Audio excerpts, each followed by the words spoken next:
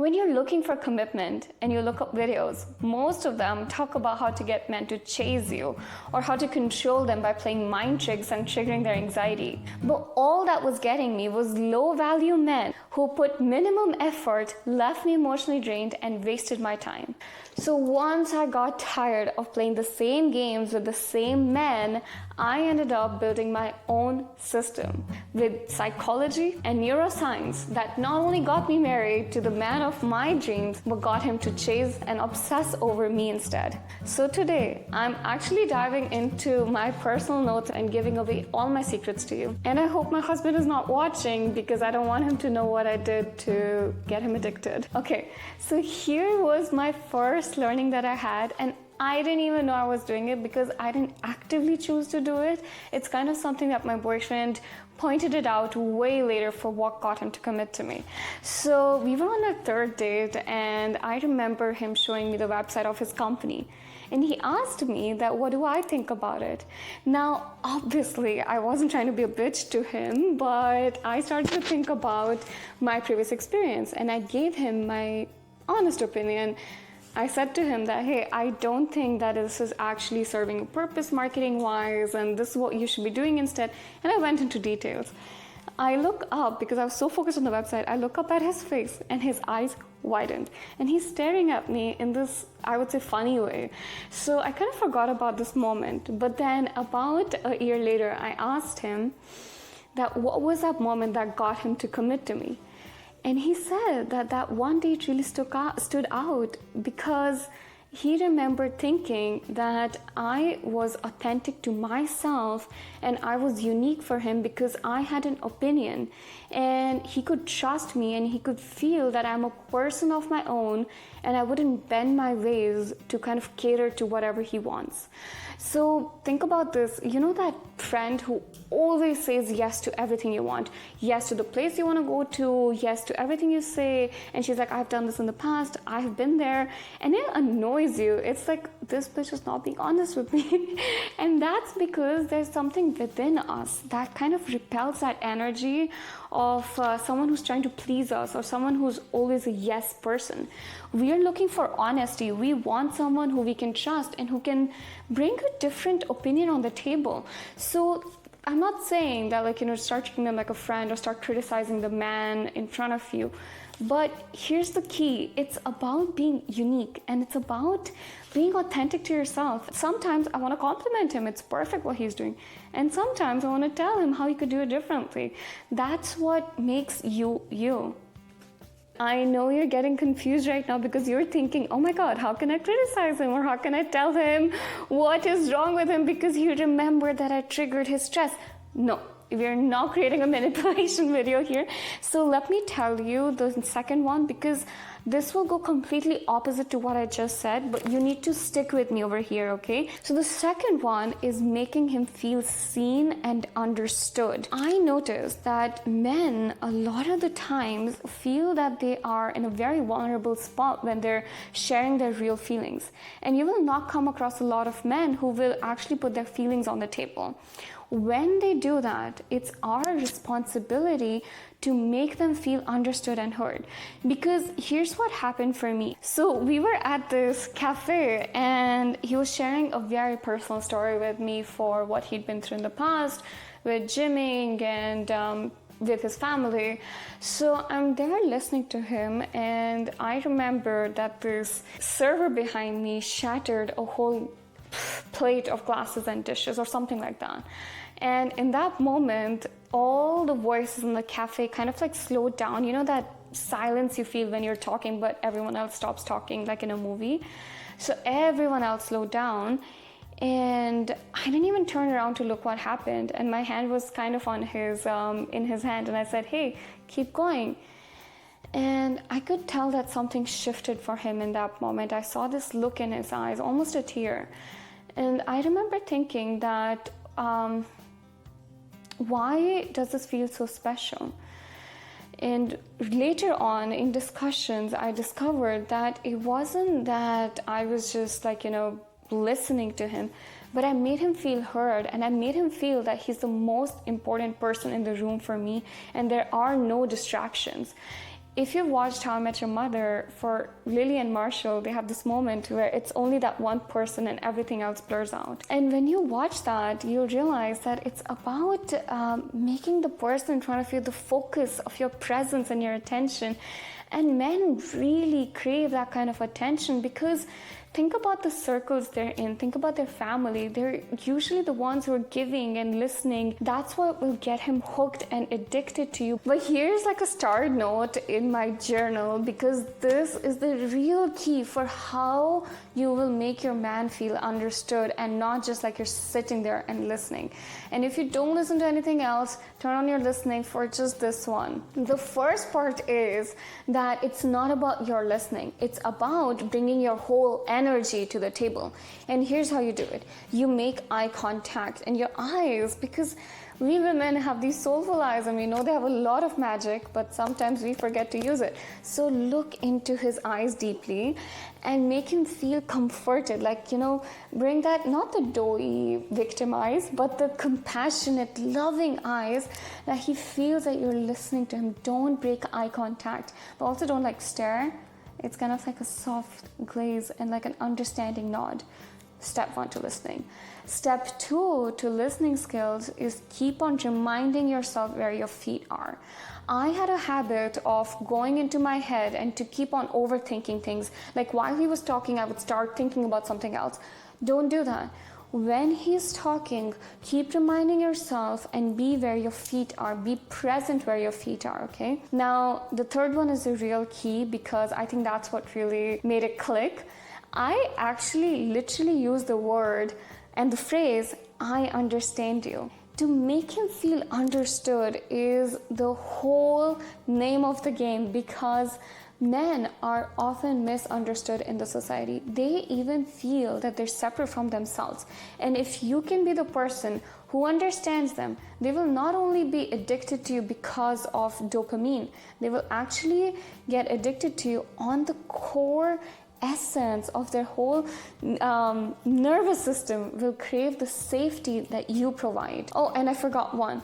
Ask better questions. So it's very important that you're not just listening and nodding, but you're also guiding the conversation, that you ask interesting questions.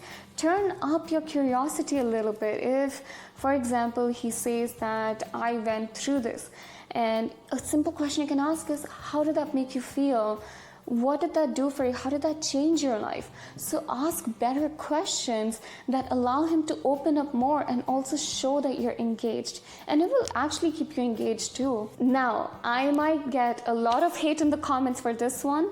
And trust me, this is not another version of stroke his male ego, okay? So if you're taking notes right now, take out a highlighter, because this is going to be the most important juice and the meat of it, okay?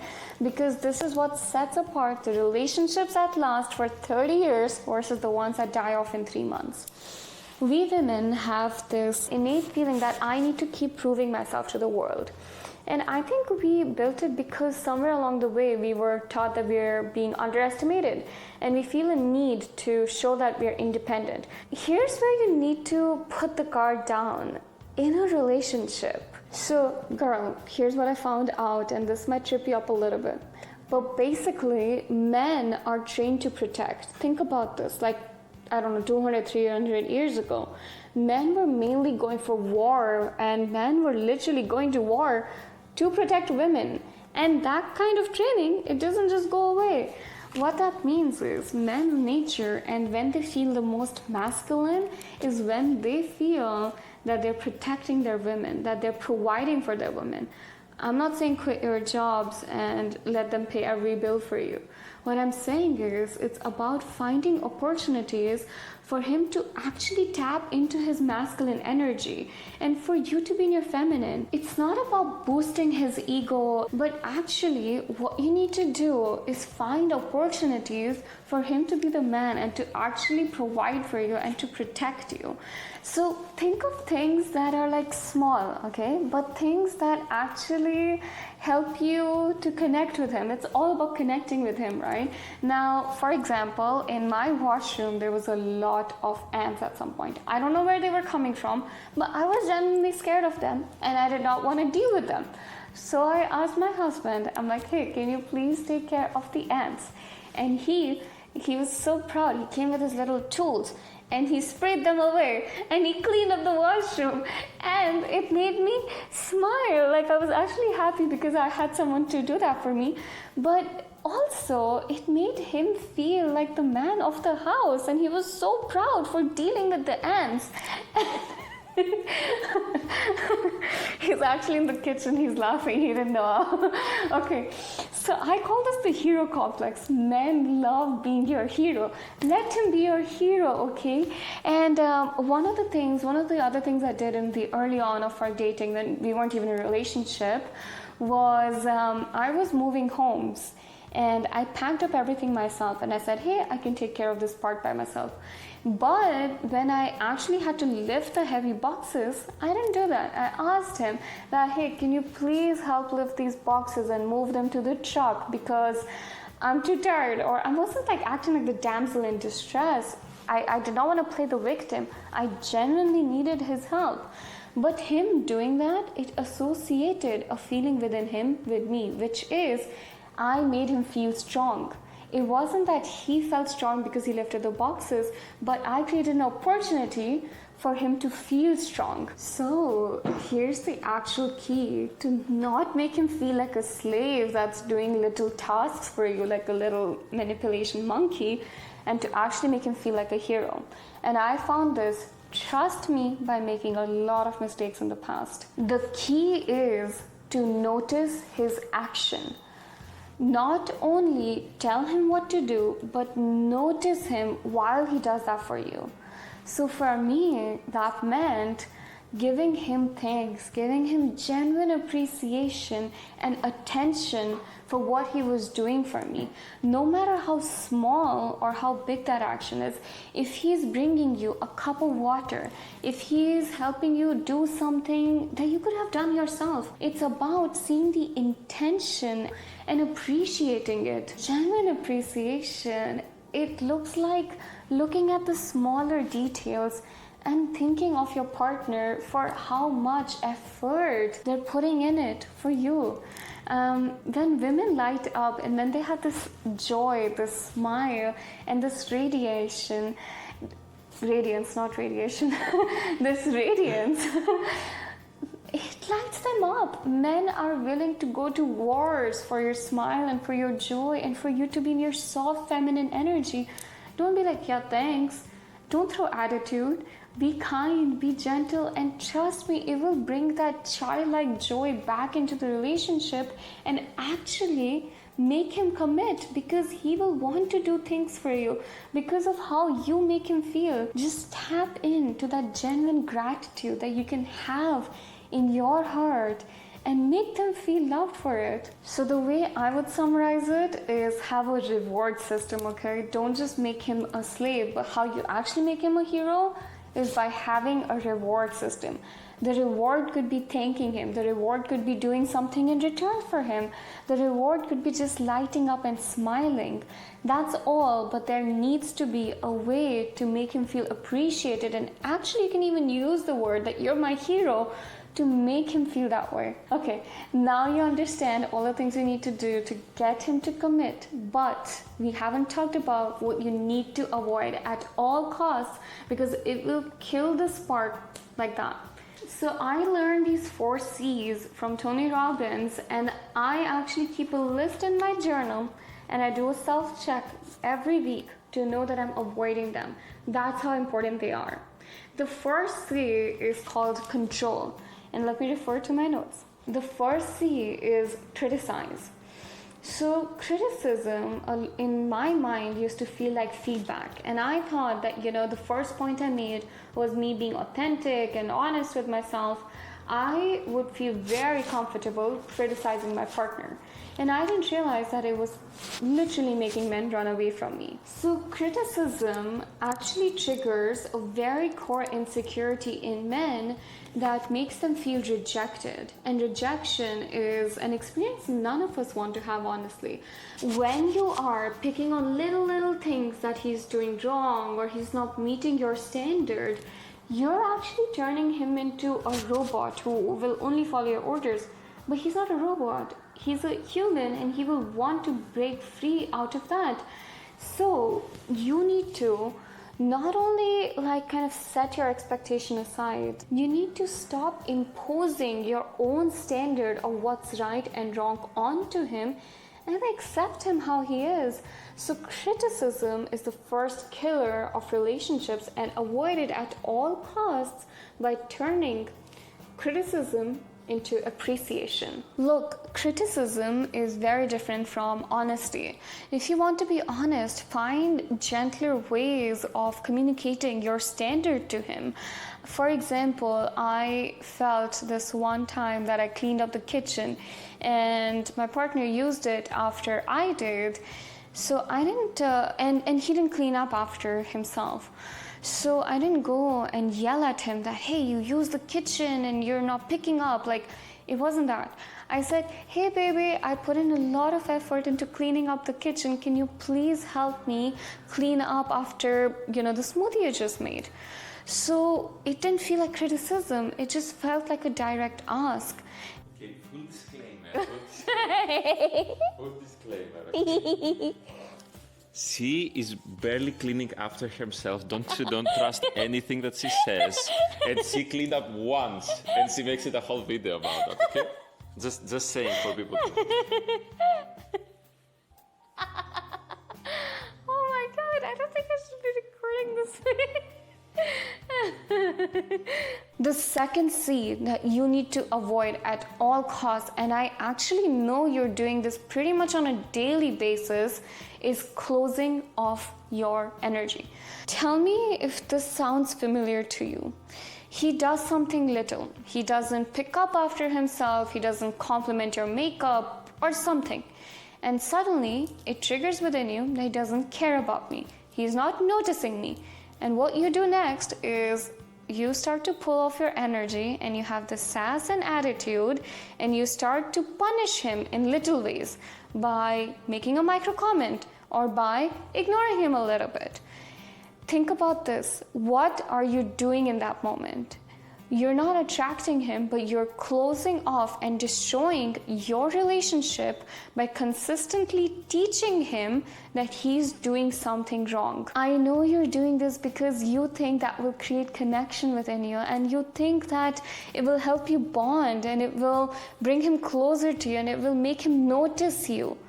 But you being sad or you being a victim and you being rude to him is doing the opposite. When women close off their energy, it makes men feel scared and hurt and confused, because all they want, like I said before, is for you to radiate. And when you take that joy away, it literally makes their heart stop. So don't do that, because that punishment is harsher on them than it is on you. And also, how much stress and resentment are you holding up in yourself? And that resentment starts to stack up negatively until you completely snap. So this one time I was at the gym with my husband, and the way I usually do it is I do supersets, which is I do the squat rack, then I go and pick up some weights. So I rotate between them. My husband came up to me and he said, hey, are you still using the squat rack? And I said, yes, I am. And he's like, but you're here picking up weights and you're hogging the machine for so long. Can I use it? And in my mind, he sounded a little bit aggressive. So I immediately went like, okay, and I closed off. And my mind started going back to, I always give up the machines for him. How can he be so rude? How can you use the word hogging? And that is so rude. I will never give up a machine for him. And I started to pick up the weights more angrily. And I'm like, you know what? I'm going home. That's what I went and said to him. So this is me closing off my energy, and this is my version of it. I said to him, I'm like, hey, I'm done with my workout. I'm going home. And suddenly he could see something's off. He's very tuned in. And he's like, what's wrong? And that's exactly the reaction I was hoping for. And I know you do this too. You close off expecting a reaction out of him, and you're like, got him. I finally have his attention. But that's why we keep teaching our nervous system the wrong behavior. So in that moment, I had to bring my presence back to myself again. But it wasn't there yet, so I snapped. I'm like, you're telling me I hog the machines? I give up machines for you constantly, and I've never once told you to stop your workout. You're being so rude, you're being so mean to me, blah, blah, blah, blah, and you're not appreciating me. And I lost it. I completely lost it. And he felt really sad about it because he said to me that you were keeping me in the blind. How would I have known that you're giving up machines for me without you having ever asked me that, hey, can I use this? And that was true. I thought in my mind, I'm making a sacrifice. So I'm doing something for him. And I started to build this micro resentments by not communicating to him that I want the machine. So think about the times that you close off your energy because in the past you haven't communicated an unsaid expectation or standard to him that builds resentment in you and expectation in you. And those micro resentments cause your relationship to snap. So I know you're addicted to closing off because that's the only way we learn to grab and manipulate attention out of men. But I'm telling you that is not the key to a lasting relationship. Because here's what I discovered, and I would say I'm an addict in training myself. Okay, so I'm training this myself, and that's why I had to take notes for how to do it. So here's what you replace closing off with. The reason you close off is because at the core, you have an unsaid expectation or standard towards your partner. Now, that standard is being hogged within your own mind and it's building resentment. Instead, you replace closing off with communication. And this is the real key to having a long-lasting relationship. Because when you communicate your standards in a healthy way, in a pleasant way, before things happen, before things go wrong, you are giving him enough information to make the right decision and to do the right thing. So stop expecting him to read your mind when you're in a low state. Instead, pre-set up your relationship for success by communicating that standard directly and in a healthy way. So what this would have looked like in my relationship would be telling him that, hey, I want to use the machine here and I have my leg day today. I will take about 30 minutes. Can I use it before you? Asking him, demanding. And if he says no, then we can have a conversation about it. But it is so unfair, not only to him, but to you as well, to never even make the ask, to never even communicate. Okay, so I know I dumped a lot of information on you and it feels emotionally heavy right now. I still have 2 more C's to talk about that are extremely important to avoid at all costs. But I need to run because I have a meeting in 10 minutes. So I'm gonna close off this video here because those C's have a lot more depth and I will cover them. Watch this whole video about identity shifting because it's very important for you to not just learn these techniques, but to embody the new person that you want to become. And that's what you'll learn here. So that's it for today, and subscribe because I am passionate about talking about rapid transformation on a compressed timeline, manifestation, and taking our power back.